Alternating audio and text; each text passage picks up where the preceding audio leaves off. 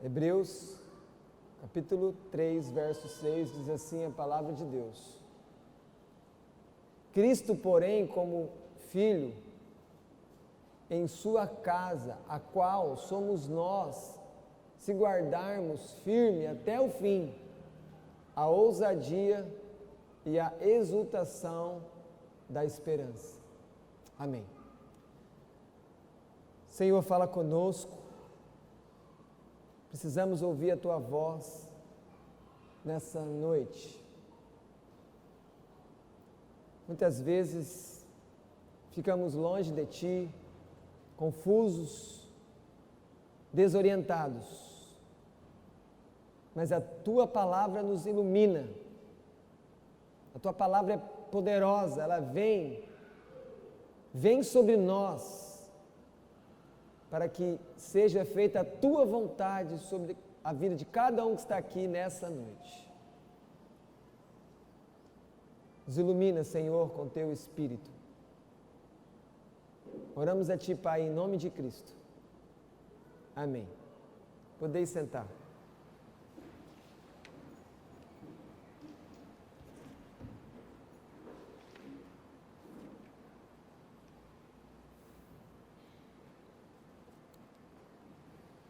A carta aos Hebreus, ela foi escrita para provavelmente uma igreja que deveria estar na cidade de Roma, e estando em Roma, eles estavam sofrendo muito,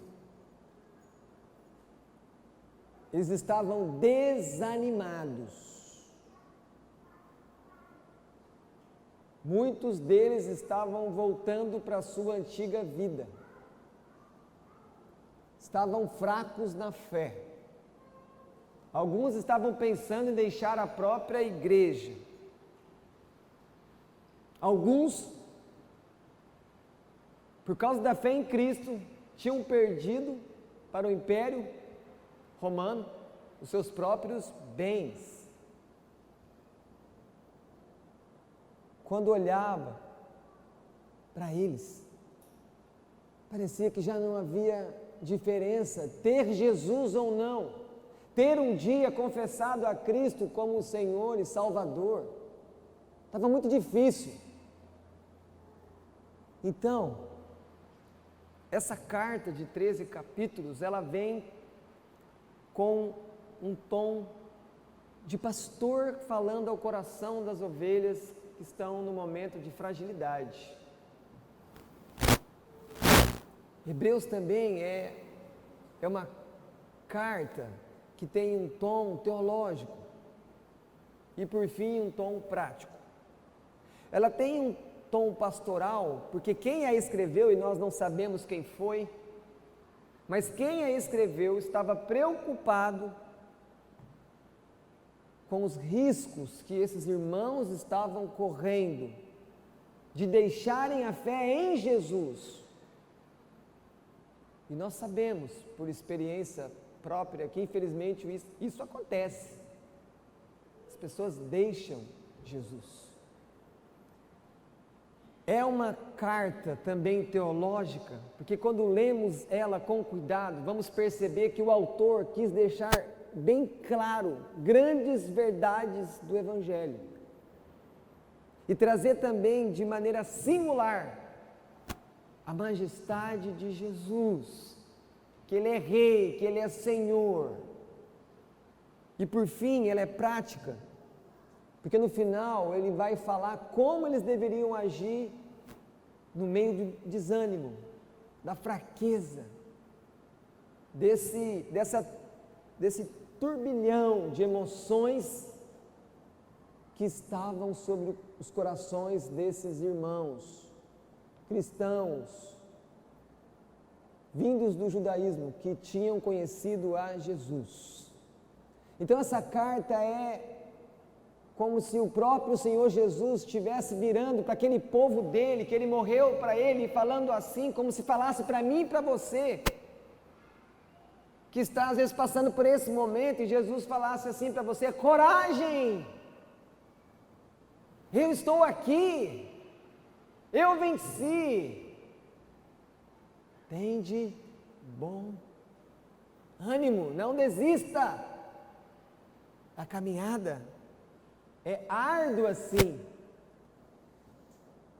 Nesse capítulo 3, o autor ele está falando da fidelidade de Moisés na casa de Deus. Como Moisés serviu a Deus com dedicação, cuidando do povo. E vocês lembram de como Moisés sofreu?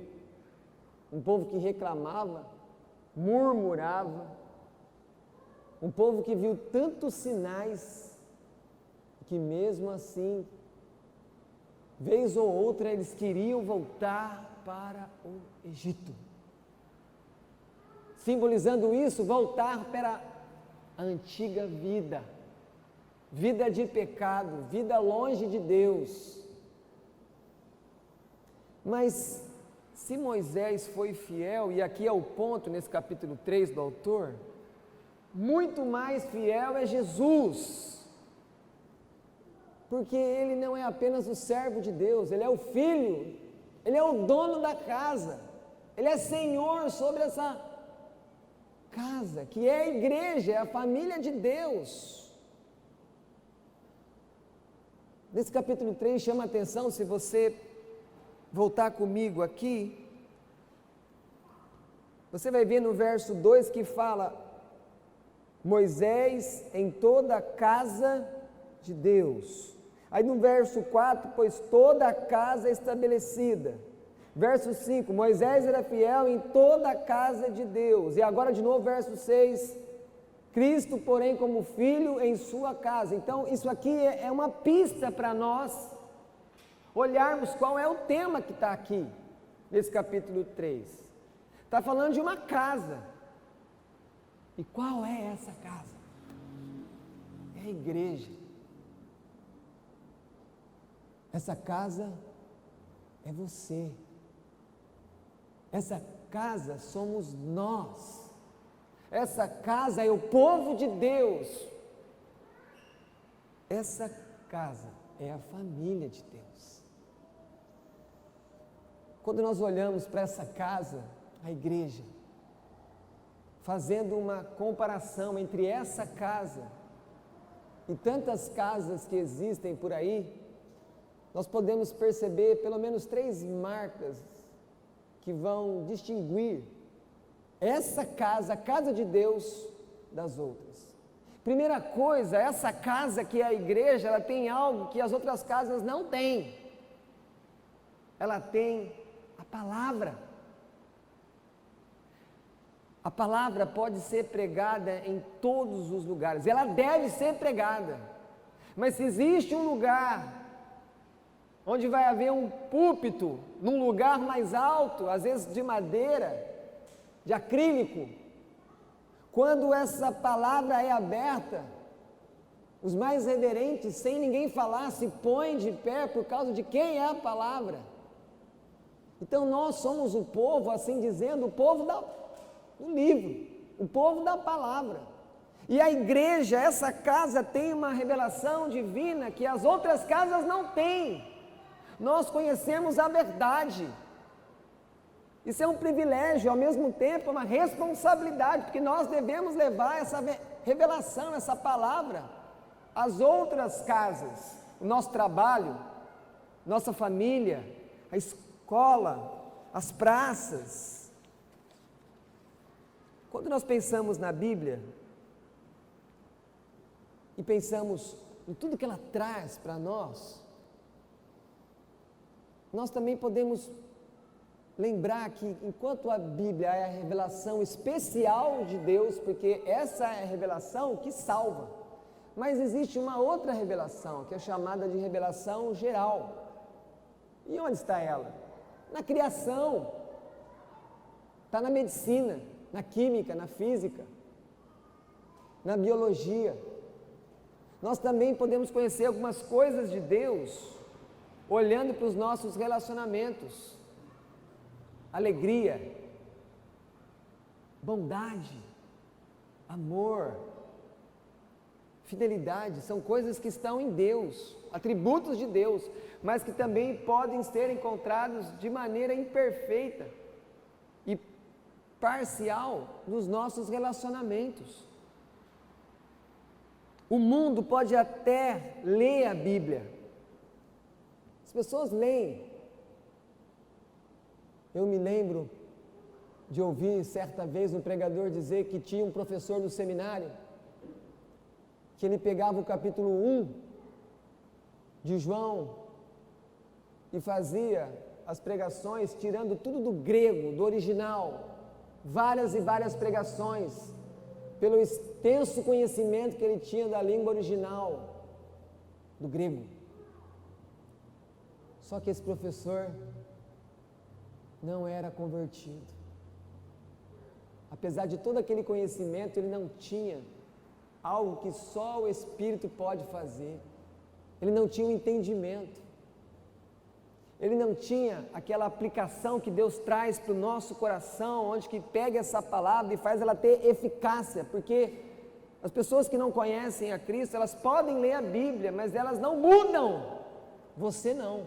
Ou pelo menos Deus espera que quando nós estamos ali comendo de Deus na Escritura, que haja mudança nas nossas vidas. Mas só o Espírito pode fazer isso. Mas a revelação pertence à casa. E nós, os filhos de Deus, os cristãos, nós temos a Bíblia como a nossa norma absoluta, o padrão. Nós não temos como chegar até Deus e falar: Deus, mas eu acho que alguma coisa aqui tem que ser diferente. Você foi chamado para obedecer o que está revelado aqui na Bíblia de maneira incondicional. Fomos chamados para obedecer.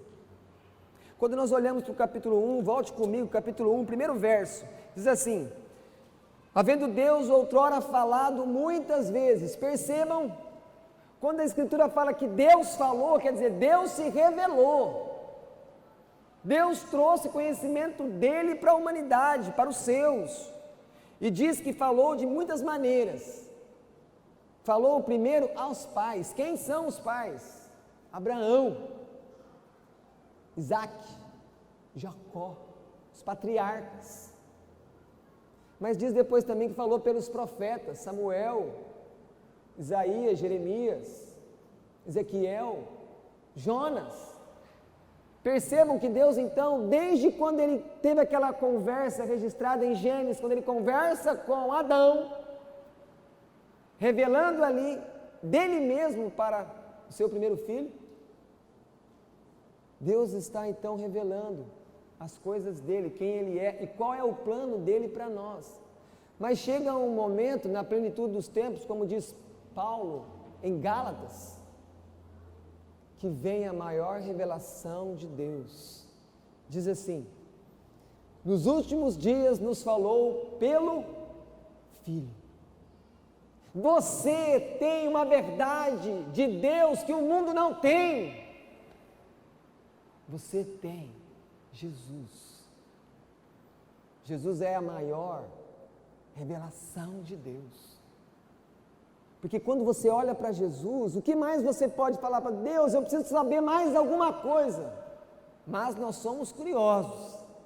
Nós queremos saber o que vai acontecer com a nossa vida. Nós queremos mais revelações de Deus sobre nós. Tudo aquilo que nós precisávamos saber já foi revelado. Então percebam que essa casa, a igreja, ela possui essa revelação que nenhuma casa tem, o hospital não tem, mas lá tem a medicina. O fórum não tem, mas lá tem as leis. Cristo é o Filho de Deus e Ele mesmo é a maior revelação dada por Deus aos homens. E quando eu não estou convivendo nessa casa, na igreja, o que acontece? De alguma maneira eu vou perdendo de conhecer ainda mais desse Cristo, dessa revelação do próprio Deus. Mas há uma segunda marca importante nessa casa. Essa casa tem um pastor, e não sou eu, no ponto que eu quero falar. As casas têm pais. Onde você trabalha tem alguém que manda em você, seu chefe, seu líder. Existem várias esferas de poder do Estado na cidade. Em cada lugar tem uma autoridade colocada por Deus e elas estão liderando todas essas agências criadas por Deus. Mas, aqui, a igreja, nós temos uma autoridade, nós temos alguém que nos governa, nós temos um pastor que é diferente de todos os outros líderes que nós temos lá fora. Porque esse pastor que é Jesus, ele tem toda a autoridade, todo o poder, ele é soberano sobre tudo e todos. Qual casa que tem um líder assim?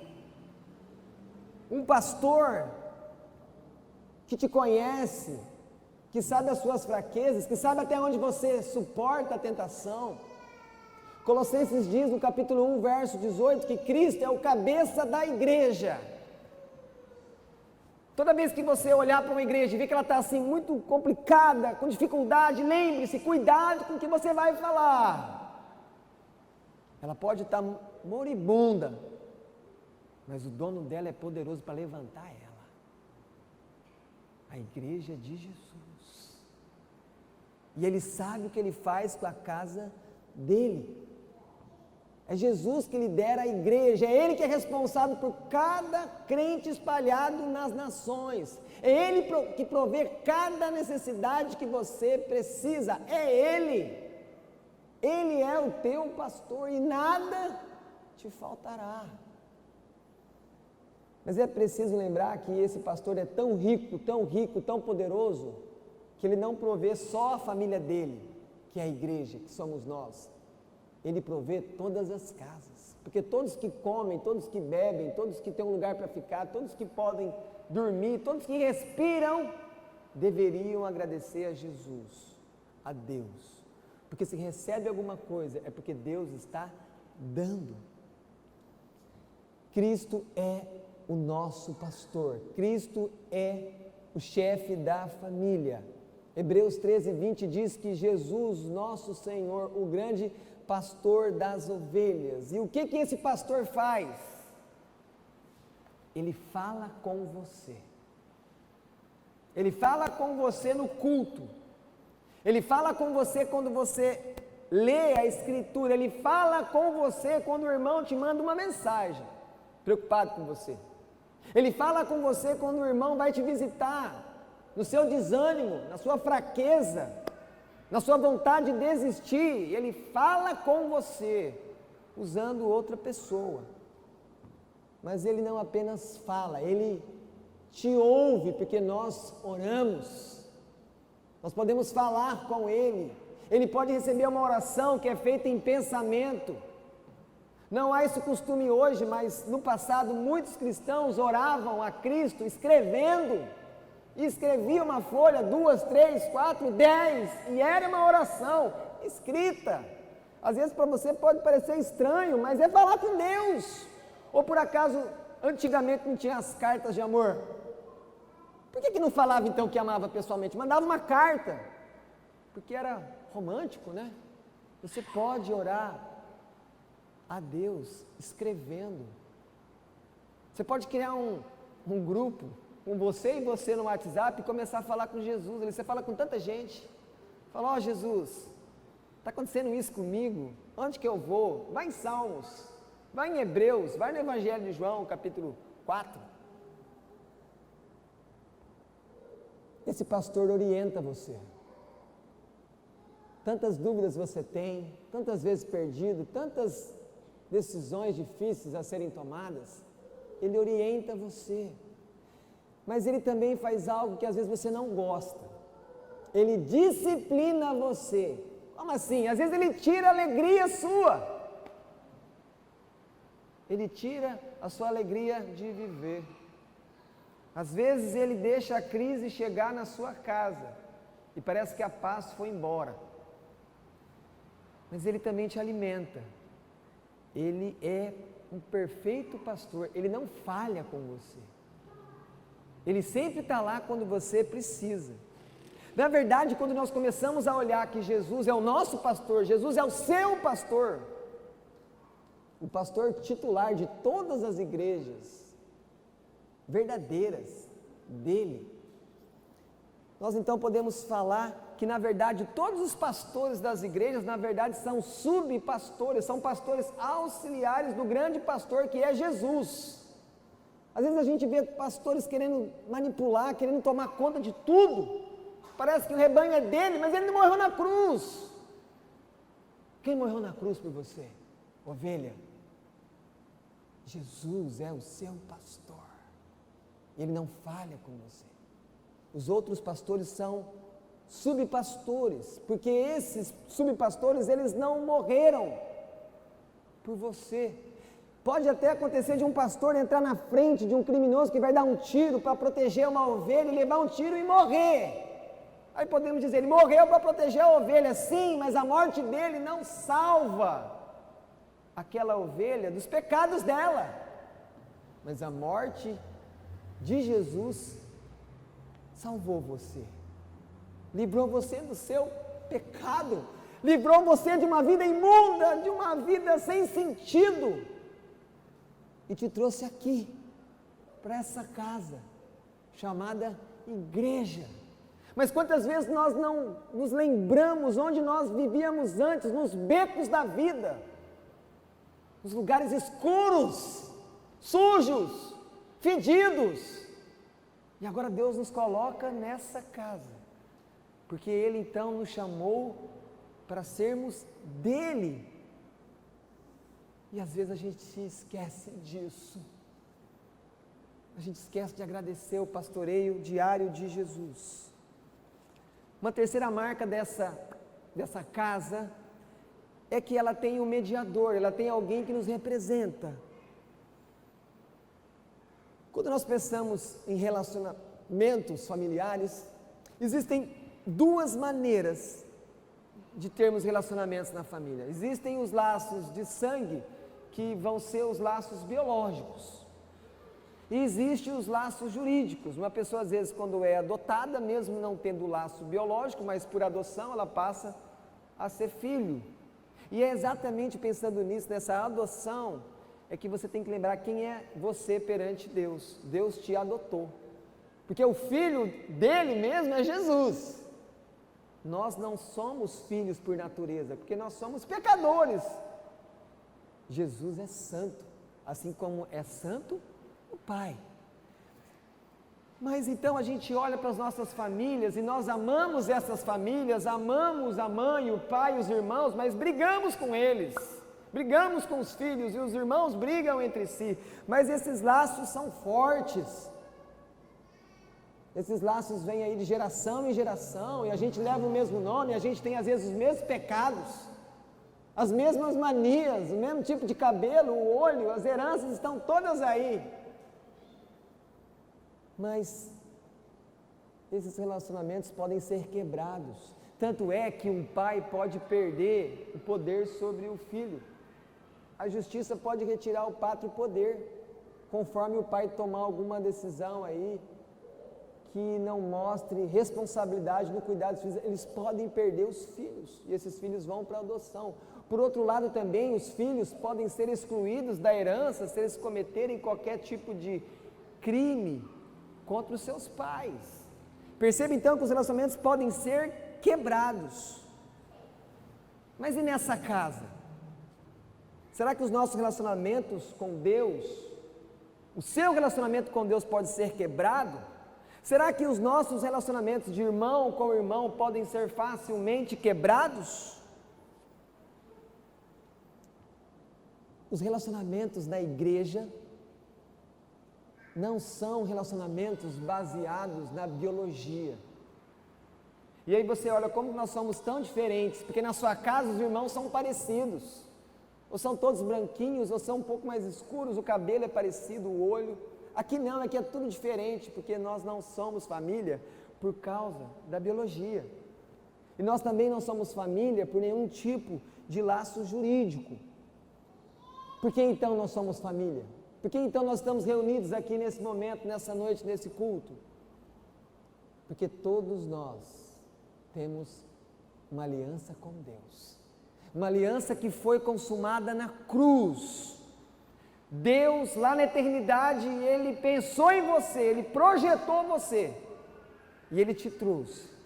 E te trouxe a esse mundo para que você pudesse viver com Ele. Então Ele fez uma aliança com você quando você não existia. E aí no momento certo Ele manda o Filho morrer na cruz para consumar essa aliança com você. Por isso os relacionamentos dessa casa, a igreja, eles não podem ser comparados aos relacionamentos da nossa casa, os lá de fora. Porque os lá de fora podem se quebrar. Os da igreja, o nosso relacionamento com Deus não pode ser quebrado, porque foi feito na eternidade. E tem um ponto aqui interessante. Quando você briga com o irmão na fé, não converso mais com esse irmão, vou no máximo dar a paz em consideração a Deus. Por que a gente age assim? Porque falta conhecimento, falta revelação de Deus. Ninguém aqui como irmão, como filho de Deus, pode pensar que se relaciona um com o outro diretamente. Se vou aqui como filho de Deus me relacionar com qualquer um de vocês, a minha relação não é direta, na horizontal. Primeiro, eu estou relacionado com Cristo e ligado ao Pai por causa dele. E então, através de Cristo, eu vou ser ligado em outros irmãos. Percebam, quem é que nos liga então? Não somos nós. Não é a sua boa vontade, não é a sua capacidade, porque nós não temos essa capacidade. Você deveria pensar nisso quando você decide parar de conversar com o irmão na fé. Você deveria pensar nisso quando você decide que você não vai nem chegar perto mais dessa pessoa. Porque na verdade, quando você vira as costas para o irmão, ao mesmo tempo você vira as costas para Cristo. Porque é Ele que faz a ligação nossa. E é diferente então essa ligação. E Cristo é o nosso representante diante do Pai. E para que Ele pudesse te representar diante do Pai, Ele teve que encarnar, Ele veio ao mundo, Ele virou gente. Ele é homem e também é Deus. E isso é um mistério. E mais ainda, como representante, temos que lembrar que Ele intercede por nós. É impressionante isso. Você já ficou um dia inteiro sem orar? Será que você foi capaz, de todas as vezes que tinha algum perigo misterioso, invisível na sua frente, você teve o discernimento espiritual de falar assim: ó Deus, me protege que vai ter um acidente ou isso ou aquilo? Nós somos assim todo dia? Cristo intercede diariamente por você. Isso quer dizer o seguinte: por causa da representação dele, de você, diante do Pai, mesmo que você não ore, chega a oração diante do Pai todo dia por você. Poderia acontecer um acidente, mas ele fala com o Pai: Pai, livra do acidente. Você não está sabendo, a gente nem lembrou de orar para sair de casa, mas ele livra. Ele intercede por você. Ele é o nosso mediador entre Deus e nós. Por isso que quando nós oramos no nome de Jesus. Isso é uma evidência de que a nossa relação com Deus é por meio de Jesus, mas nós esquecemos disso.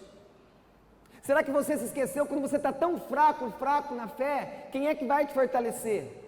Quem é que vai te aproximar de novo de Deus? Quem é que vai fazer de novo você ter alegria com as coisas de Deus? Cristo, Cristo, Cristo! Porque foi Ele que te chamou para ter uma vida abundante, uma vida cheia de alegria, que vem dEle, não do mundo. E ainda posso dizer que Jesus é um profissional celestial para você, que de vez em quando nós precisamos desse profissional. Ele é nosso advogado. Uma hora você vai precisar do advogado. Uma hora você vai precisar fazer um contrato, uma hora surge uma herança, uma hora você tem uma dúvida. A gente tem aquele ditado que fala, né? A gente não pode ficar sem um médico, sem um advogado. E lembrando que você vai morrer, você precisa ter um pastor. Porque alguém vai precisar fazer o seu sepultamento. Alguém vai falar de você. Alguém vai lembrar de você. É lógico que lá no Vale da Sombra da Morte, quem está lá não é o pastor aqui, o subpastor, mas é o pastor lá do céu. Mas pense, quando você estiver na maior enrascada com Deus, naquela situação que você fala, agora Deus vai vir com um chicote que vai me pegar. O que você tem que fazer nessas horas? Lembrar que você tem um advogado. E que se você confessar os pecados para Ele, Ele vai te ajudar com Deus. Que casa que tem um advogado assim? Que não cobra honorário, porque o advogado tem que cobrar honorário, porque como que ele vai viver? Precisa pagar as contas, ele tem família. Mas Jesus advoga para você de graça, pela graça, por causa do amor que Ele tem por você. Então, essa casa tem esse servo que é fiel, tem Jesus. Ele é a revelação máxima de Deus, Ele é nosso pastor e Ele é o mediador da aliança de Deus conosco. Então, por causa dessa fidelidade que nós podemos olhar e ver nele, Ele tem o poder de te atrair. E se Jesus não está atraindo você, o problema não está nele, porque Ele te ama, Ele morreu por você, Ele é fiel por você, Ele ora por você, Ele planejou toda a sua vida, Ele arrumou uma igreja para você congregar, Ele dá pastores para cuidar de você, Ele dá pessoas para pregar para você, Ele manda pessoas ligar para você, Ele faz pessoas visitar você, Ele é fiel. Mas então Ele atrai você para que você possa viver nessa casa que é a igreja, aquilo que é o principal motivo de ser da casa, da igreja. E qual é esse motivo? Essa casa que é a igreja foi criada por Deus para esse momento, para o culto, para a adoração. Quando nós estamos numa igreja e eu não adoro com os irmãos, quando eu não cultuo, eu não estou cumprindo o meu papel principal com Cristo. É o chamado da igreja. O chamado principal da igreja não é dar cestas básicas. O chamado principal não é fazer tantas coisas sociais que nós podemos fazer. O chamado mais importante que você tem neste lugar é adorar a Deus. O culto é algo sublime. O culto a Deus, a Cristo, é o maior evento da terra. E nós precisamos lembrar disso. Cristo nos chamou para, se estivermos na fazenda, na cidade, precisamos estar reunidos com os irmãos para cumprir o nosso chamado. Se você é cristão, você foi chamado por Ele, para adorar a Ele, ao Pai. Lembrando que desde o século I, irmãos nossos foram mortos, são mortos e serão mortos porque se reuniram para cultuar o nome de Jesus. E no Brasil não tem perseguição. O máximo que acontece às vezes tem algum tipo de lei que deixa mais complicado a gente cultuar. E de vez em quando, por causa da nossa saúde, interrompe os cultos de maneira provisória. A gente não sabe o que é ser perseguido pela fé. Mas aí então nós entramos numa igreja. E o que nós esperamos de uma igreja? Uma igreja é um lugar onde nós entramos e ali vai ter músicas, louvores que reconhecem a majestade de Deus. Não músicas de autoajuda, não músicas que Deus vai fazer tudo por você e que você é o centro do culto, você é o centro da igreja. Não! Nosso culto é teocêntrico, Deus é o centro. Nessa igreja, então, você vai ver pessoas falando com Deus, suplicando por perdão e agradecendo pelas dádivas recebidas.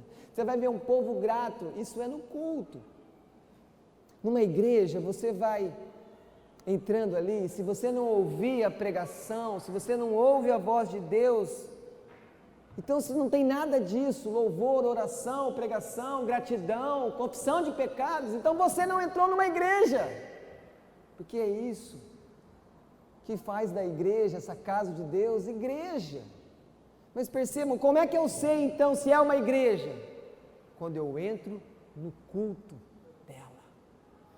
Às vezes a igreja pode ser poderosa para evangelizar as pessoas lá fora, para anunciar Jesus, mas será que é a melhor maneira de ser igreja? Ser poderosa na evangelização lá fora e decadente na adoração? Olha para você, o que é mais importante para você? Adorar Jesus toda semana ou pregar Jesus em todos os lugares dessa cidade? Quem vem primeiro? Deus ou o próximo? Quem vem primeiro, como diz no domingo passado, adoração ou salvação? Quem é mais importante? Nós não conseguimos entender a profundidade do culto porque nós estamos mais preocupados em sermos salvos. O motivo de muitas vezes estarmos aqui é: Deus, eu quero ser salvo, não esquece de mim. Ou não é? Enquanto nós estivermos mais preocupados com a salvação, como é que nós vamos conseguir adorar? Confiando totalmente em Cristo, confessando todos os nossos pecados e sabendo que ser salvo então é porque somos filhos. Porque só os filhos adoram o Pai. Olhe para você.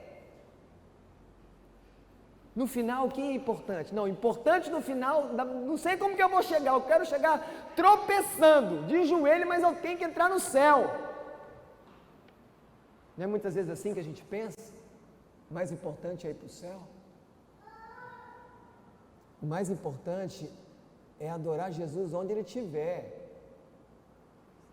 Se Jesus estiver na lua, então é para lá que a gente tem que querer ir. Se Jesus estiver lá no sol, não sei com quantos graus de temperatura, é para lá que nós queremos ir. Porque lá é o céu. Porque céu, irmãos, é um lugar de adoração. Mas a gente tem tanta dificuldade de adorar. A gente arruma tantas desculpas, justificativas, circunstâncias para não cumprir o nosso papel mais vital como cristão. Tudo pode ficar para depois, a adoração é urgente. Deus procura pregadores, Deus procura evangelistas, Deus procura quem? Adoradores. Portanto, aqueles que confessam Jesus Cristo como Filho de Deus, a adoração é uma manifestação daquilo que você crê. Não pode haver uma coerência naquilo que eu creio no meu coração e na minha presença e no meu hábito de cultuar ou não. Não é uma opção não cultuar a Deus, e não sou eu que digo, não é a comunidade cristã da graça que diz, é Cristo, porque Ele te chamou para adorar Ele te tirou dos braços dos outros deuses, ídolos, para ser só dEle. O culto é o centro da nossa fé. Por quê? Porque tem adoração. Sabe por que falta alegria para nós? Porque falta vontade, desejo de querer adorar. Quantas vezes você já teve uma experiência boa com Deus, se podemos dizer assim, de você colocar um louvor, e de você estar no seu carro, no seu quarto, e de repente você começar a falar com Deus e ver que Deus está ali com você, e você se quebrantar, você está adorando a Deus de maneira particular. Mas aí a gente está esperando isso vir da onde? Se a gente não buscar a fazer de Deus a nossa maior alegria. E esse autor de Hebreus, ele estava preocupado com esse povo aqui, com essa igreja do século I, da cidade de Roma, porque ele fala assim no capítulo 10, verso 25: não deixemos de congregar-nos, como é costume de alguns. Olha aqui, está escrito, literal. O que é deixar de congregar? Ele estava dizendo assim: não deixe de viver a vida da igreja, não deixe os cultos, não deixe a adoração pública. É uma advertência. Você pode estar se acostumando a permanecer sem participar do culto. Não se afaste ainda mais do Deus vivo, porque isso pode levar você a se precipitar no derradeiro próximo passo de quando você para de cultuar. O próximo passo é: você deixa a igreja, você deixa a comunhão dos irmãos, você deixa ter um lugar onde você toma ceia, entrega as suas contribuições, onde você recebe oração, onde você vai ter pessoas que, quando você, pela nossa fraqueza, cair, quem é que vai te levantar? Quem é que vai lembrar de você? Entende a importância da igreja? Se você estiver mal e ficar meses sem vir na igreja, quem é que vai sentir a sua falta? A igreja tem que sentir a sua falta. E por isso que é importante o hall de membros, porque as igrejas têm que saber cada uma das ovelhas. Por acaso Jesus não contou uma história das 99?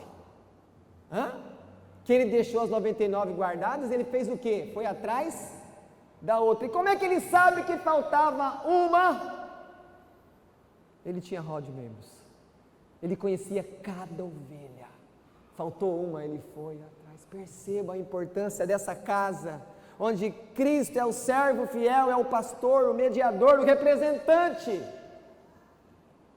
Essa é a casa que Deus chamou você para viver. Por isso que a igreja, não por causa dos homens, não por causa de nós, por causa de Cristo, é um lugar confiável. Nossa, será que é? É, por causa de Cristo, o dono da igreja, aquele que te perdoa os pecados, aquele que suporta a sua preguiça espiritual, porque Ele te ama, e Ele é bom.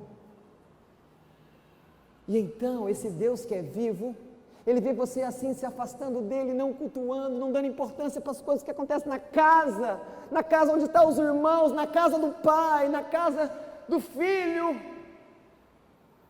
E então esse Deus que é vivo, Ele não simplesmente fala: não, deixa ele arrebentar a cara. Às vezes a gente faz isso com os filhos, não faz? Quantos de nós aqui já queimou o dedo no fogão? A mãe fala, o pai fala: não, não, não. Aí de vez em quando deixa ter experiência para nunca mais colocar a mão. Alguns de vocês podem ter tido essa experiência. Aí queimou uma vez, falou assim: nunca mais eu chego perto desse negócio fogão. E não volta de verdade, nunca mais volta, nem cozinha, não faz mais nada. Mas se Deus é vivo, quer dizer o seguinte: você está fraco, você não consegue vir no culto, você não consegue orar, você não consegue ler Bíblia, você não consegue se orientar.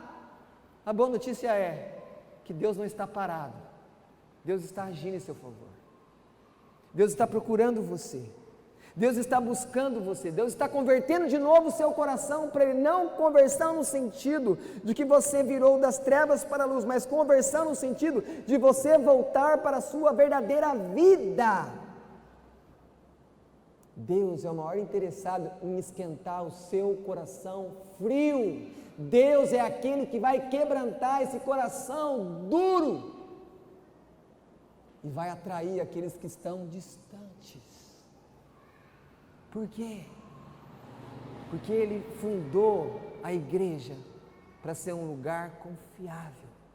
A igreja tem que ser vista por nós como um lugar de refúgio. Eu não estou bem, eu vou na igreja, eu vou procurar o irmão, eu vou ligar para o pastor, porque essa família, ela vive na onda, na mensagem de Jesus, ela vive pela revelação que vem do céu, não pelas coisas da terra.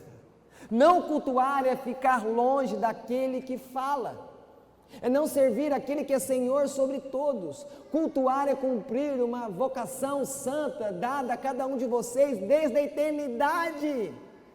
Quando Deus te amou, quando você nem existia, Ele te escolheu, Ele te chamou.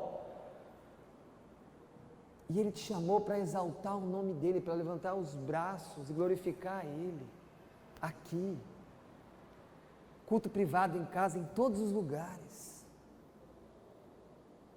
Deus te chamou para cultuar Ele toda semana. Essa é a vontade de Deus. E deixe-me falar algo para vocês. Muitos estão enfraquecidos, muitos estão desanimados. Então qual vai ser o comportamento nosso como igreja, como corpo, um só corpo? Falar, pastor, essa pessoa não quer vir, deixa ela, vai se rebentar. Não é isso que o Evangelho fala. Se você vê alguém que está com dificuldade, visita, conversa, ora com ela, vê o que está acontecendo. Porque agindo assim nós vamos ser verdadeiramente família e não apenas uma teoria evangélica, mas uma vida de verdade. A gente tem que se importar um com o outro. Ou por acaso se a família se reunir no domingo para almoçar e não chegar um dos irmãos, vai todo mundo comer tranquilo? Fala, não, vamos comer. Depois ele come. Lógico que não, vocês vão ligar, vocês vão atrás. Assim Deus espera de cada um de nós.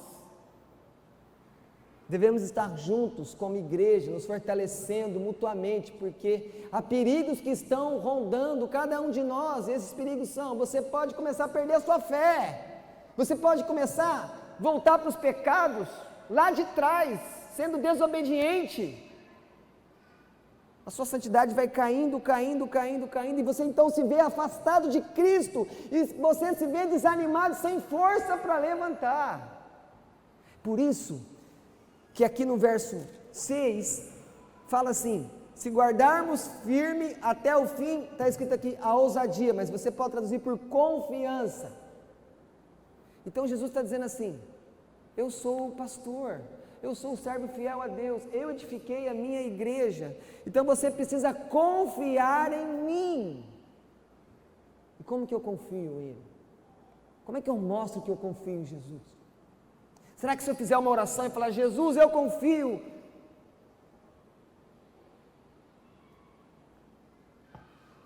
em Ti, a melhor maneira de você mostrar que você confia em Cristo é obedecendo a Ele.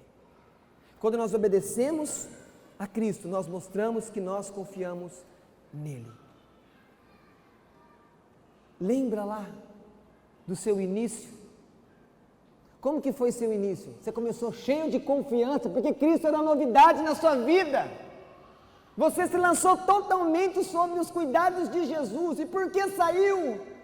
Porque saiu dos braços de Jesus, porque cresceu na fé, porque ficou maduro, porque começou a ficar autossuficiente. Hebreus diz que o trono de Deus é um trono de graça. A gente escuta muito falar assim, essa pessoa estava muito mal, quebrada, foi para a igreja, mas esse é o propósito. Deus quebra as pessoas para atrair elas até Ele, porque o trono dele é trono de graça, para socorrer os quebrados, os pecadores, os que são impiedosos, para na hora que você mais precisar, você saber que Deus vai te socorrer, porque Ele é fiel, e Ele é muito mais fiel que Moisés. Lembrando aqui do Antigo Testamento, nós precisamos ter a confiança que teve Caleb e Josué. Moisés envia os 12 para espiar a terra, 10 voltam falando assim, não vai dar, ali não tem como plantar uma igreja, ali ninguém vai converter, ali vai dar tudo errado. E o povo, vão voltar para o mundo, vão voltar para o Egito. E Caleb e Josué, Deus prometeu, Deus é fiel, Deus vai dar essa terra, essa igreja vai crescer, vai dar certo, porque Deus está conosco. 2 tiveram um comportamento diferente. Qual o final da história? Todos os outros morreram no deserto, os 2 entraram na terra prometida. Os 2 viram a igreja sendo edificada naquele lugar que Deus estava dando para eles. Quem você vai ser? Os que vão duvidar do poder de Deus, da fidelidade de Deus? Ou nós vamos ser aqueles que confiam, que acreditam que Deus vai tirar você dessa frieza, dessa mornidão, O texto termina falando que nós temos que ter esperança. Lembre-se, a morte vai pôr fim a tudo, então nós vamos ressuscitar. Nada pode ser pior do que a morte.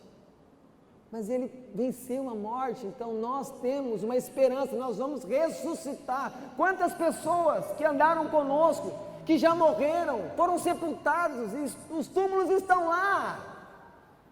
Mas nós cremos que Jesus vai voltar e esses ossos vão sair. Como diz a música, um ladrão de sepultura, levantando os ossos e dando vida. Você tem que ter esperança que o bem vai triunfar sobre o mal. Você deve estar cansado de tantas coisas ruins que você vê no mundo. Deus também está, mas o tempo ainda não chegou. Você tem que ficar esperando a volta de Jesus. Você tem que fazer de Cristo o seu refúgio, o lugar mais seguro para você habitar e para você ficar. A igreja é um lugar confiável, não porque os cristãos, nós estamos nela, mas por causa do dono dela, Jesus Cristo. A igreja é o refúgio seguro em todo o tempo para aqueles que seguem a Jesus.